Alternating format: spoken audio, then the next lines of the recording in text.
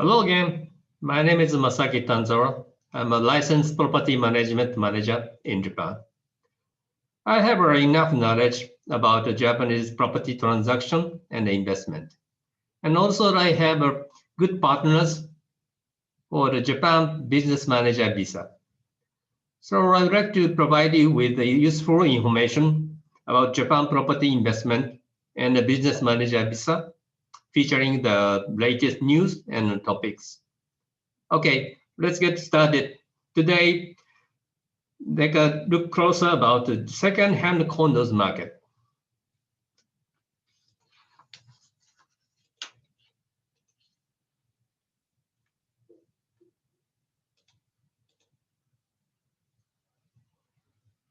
Why now second-hand condos have become popular as an investment target? Okay, when I would say that the advantages of a second-hand condos in the investment are points following. Number one, initial cost is low. Number two, the price is lower than the newly built condos. Number three, the management status can be seen. Number four, the location is good. It is highly recommended to focus on Tokyo from the perspective maintaining asset value. For proving this, let's see the background information first. Since 2008, Japan's population decline has already progressed. However, the population of Tokyo is increasing and the concentration is progressing. Tokyo is definitely the place where people and things gather structurally.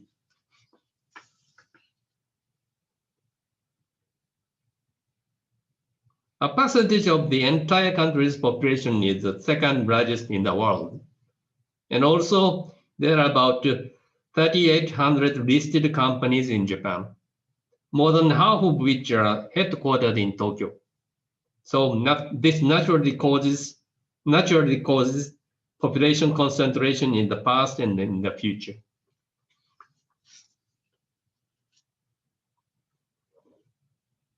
So public opinion keeps saying to stop the excess centralization in Tokyo, but Tokyo grows still and shows no signs of fading its concentration. So I have to expect the housing demand increase in Tokyo will continue. Okay, standing in the background, I will move on to the analysis of a market status of second-hand condos. This line graph clearly shows Tokyo's uptrend in the average price of second-hand condominiums in the transaction. Average price of second-hand in Tokyo central area increased by 0.7% year-on-year in 2020. So maintaining an upward trend. Looking at the pricing factors, the price of the newly built condo is determined by the sales company, and the price tends to be high by all means, because promotional and advertising expenses and the labor costs are added to the price. On the other hand, the price of a second-hand condo is decided in relation to supply and demand. Therefore, it is possible to purchase at a reasonable price compared to the new construction. So first, the price of a second-hand condo is said to be about 70 to 80% of new condos in the same area. However, the rent is not so much different, so that the high yields can be realized for second-hand condos compared to newly built ones. Secondly, the demand for second-hand ones is increasing as the supply of new construction decreases. Therefore, the price of second-hand stops lowering. See, the latest report by the Real Estate Information Network System in East Japan supports the trend. According to the report, the number of second-hand condos contracted in the Tokyo capital area in January 2021 this year shows an obvious increase. So I say Tokyo is the only place suitable for the property investment now and in the future. Okay, next then, let's have a next talk. That is the age of second-hand condos proper to invest. Generally said, the second-hand condominiums built between 20 and 30 years old can be investment targets. Why? One reason, the price of condos is generally getting cheaper as the years of construction have passed. But normally it shows the bottom stop in 20 years. Lifetime of reinforced concrete construction is really ruled as 47 years old in Japan.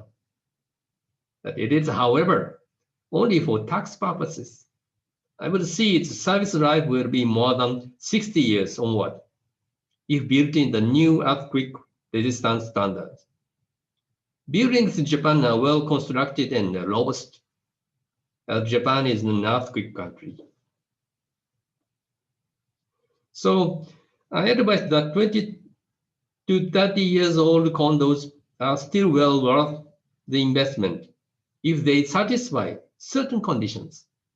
You need to check the building from various angles, such as, number one, what the value of a building will be in the future. Number two, whether it meets the new earthquake resistance standards. Number three, whether it has been properly maintained, and so forth. In conclusion, I would like to emphasize to see the balance between the number of years built and the price.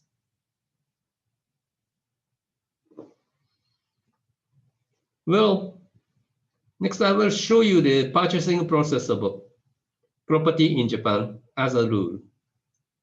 Let's look at each 5 steps. Step 1, consultation and the selection of property. Step 2, site visit. Step 3, certificate of purchase. Step 4, signing the contract. Step 6, other to know. Step 7, cost of buying property in Japan. Let's look at each one by one. Step 1, consultation and the selection of property. Agents would ask and note customers' desires or demands for property to purchase and provide information that the property met its demand as much as possible during the consultation. When customers' demands are those such as price range, asset type, location, and the expected yield, the properties that meet the desires may be found among several property data shown. Step 2, site visit. When the customer finds a property fitted, the next step is to watch these properties in person. It is so important to check the property themselves and the neighboring environment. Agents should provide further detailed information on it if the customer agrees to purchase by submitting a confidential agreement or a non-disclosure agreement about the property. However, now it is difficult to do this due to the COVID-19 pandemic. So I provide online site checks instead. And more, I will advise you honestly a good point and not a good point either. Step 3, certificate of purchase. After the customer checks all the documents provided in the payment scheme, the customer needs to write a letter of intent, LOI, which includes the purchasing price and its conditions. When the seller accepts the customer's offer, they usually make consent for sale to the customer. While preparing sales and the purchase agreement, agents will make explanation of the important matters, which is the duty of the property agent in Japan.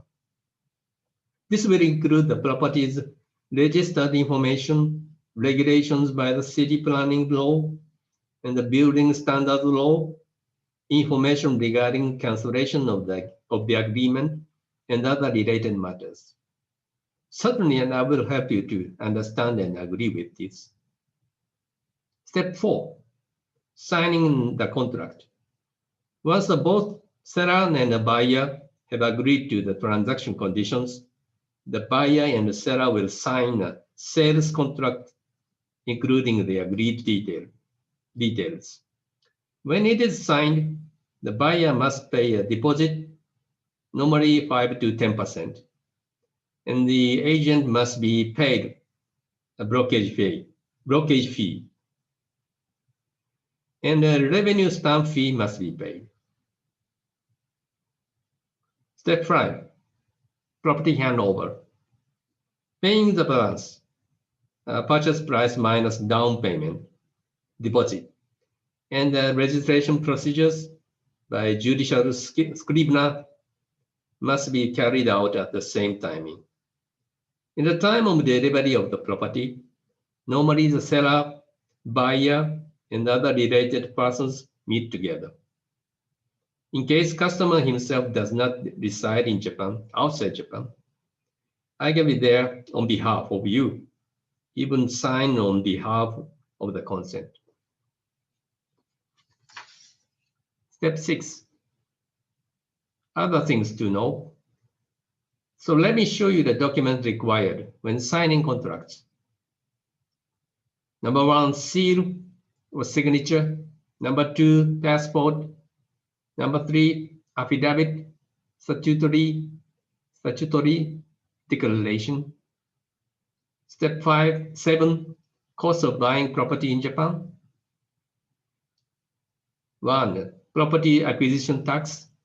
2, consumption tax. 3, stamp taxes for agreement. 4, recording tax. 5, agent fee.